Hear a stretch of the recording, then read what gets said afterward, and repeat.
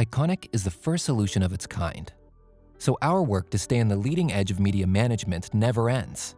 For you, that means another update with more features. Iconik now has warning labels to display important information like usage rights or licensing on your media.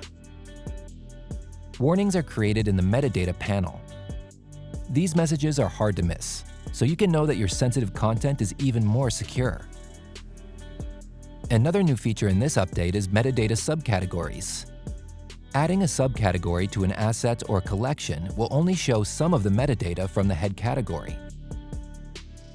An example of how you could use this could be with a head category for videos.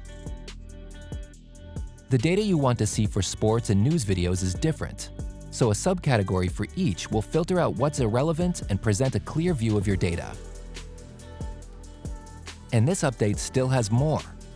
If you prefer to work with high-res proxies, you can edit proxy resolutions and bit rates in the Transcoder settings to get the quality you need. To make it easier to find your deleted content, we redesigned the recycle bin with tabs for assets, collections, formats, and files. And when it's time to export your files from Iconik, you can send posters along with metadata and transcriptions. Wherever your media goes, the data will stay intact.